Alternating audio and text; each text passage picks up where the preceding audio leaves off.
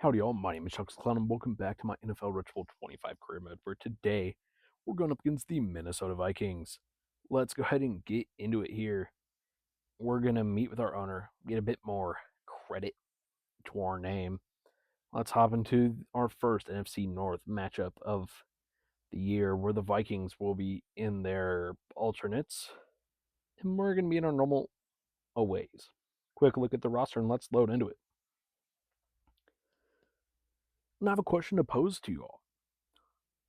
Should I look for a new team towards the end of the year? Or I guess we can't do it this year, can we? We cannot find a new team for him the year his contract expires. So I think we're going to be here for another season at least. So at the end of this one, we will probably have to re-sign this man right here, John McClain. So we'll have to find him a new team, and we'll have to go to that new team. Or trade for him. But if we leave, there's no guarantee that he'd be re-signed. Oh, we're sacked there for a loss of 7 yards. Now we're going to drop back, pass, looking for a Z, and he gets 19 yards. Now we're going to run it with John McClain. Here will get us into the red zone and a bit more with a 6-yard gain. Now here McClain will get 4 yards. Now here a great gain by Komet will get us 13 yards in the touchdown as the first quarter comes to an end to tie it up at 7-7 as Santos barely puts that one through. Vikings with the ball now, but they're forced to punt. We're going to run it with McClain on the first play of the drive. He gets uno de yardo.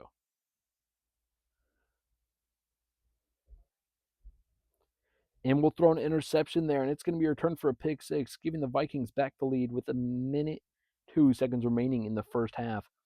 They'll take a 14-7 lead as we both had turnovers. I guess they punted. And we had an interception. McClain here on the return. He's going to get it up past the 32, the 33-yard line. That is our longest kick return early here into McClain's second season. Now we'll go to Adunzi for 14 yards. Now riding that momentum of the first down, I was going to run it, but I realized the clock. We want to score here. And Wharton, luckily, there is able to come down with it. Now we do have to remember we are dealing with a new quarterback here in Snead.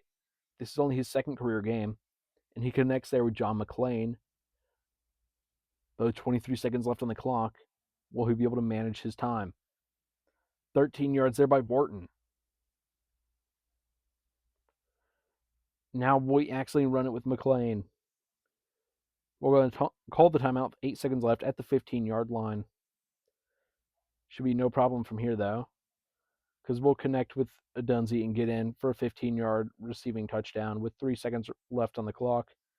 And we'll kick the PAT to tie it up going into halftime, because the Vikings shouldn't be able to score in these next 3 seconds, and they won't. At the end of the first half, it's all tied up at 14 apiece here, with the one and the only John McClain on the return from the 4-yard line. He's going to get it up to the 27. Now we're going to start off back through the air, where we scored last possession for a 13-yard gain down just shy of the 40-yard line.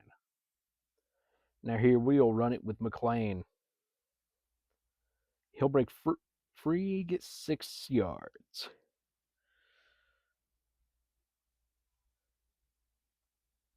Now we throw it a bit shallow there, but Wharton comes up with it, and he's going to be able to get 12 yards out of it.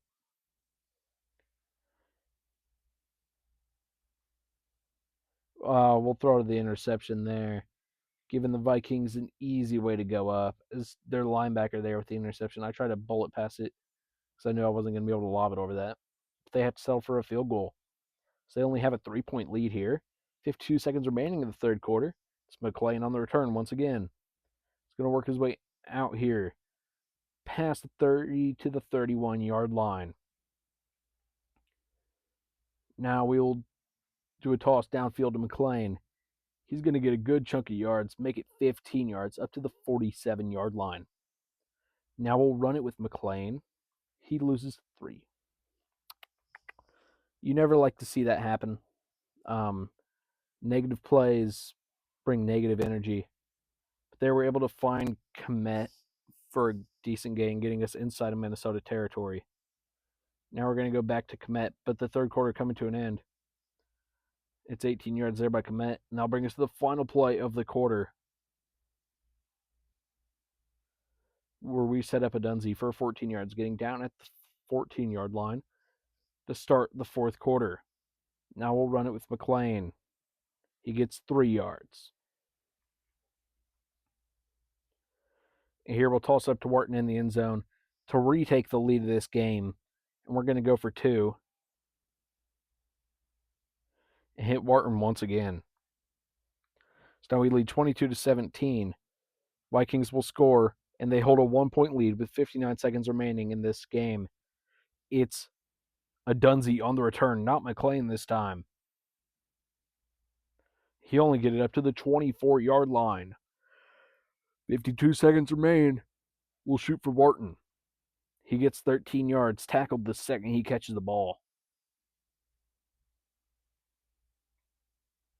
Now we connect with the Dunsey, getting us inside of Minnesota territory and inside of field goal range. At least I believe for Santos. I'm not exactly sure.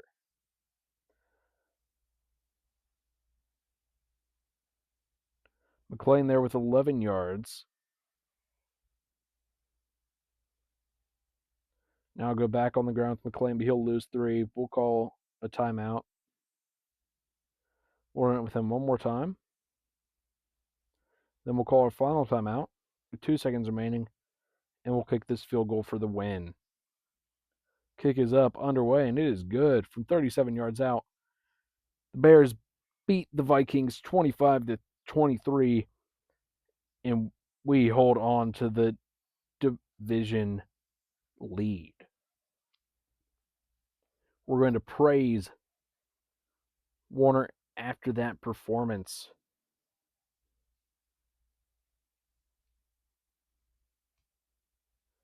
No one levels up from that one. Thank you all so much for watching. If you enjoyed, please like and subscribe and come back next episode. We take on the Baltimore Ravens. Thank you all and goodbye.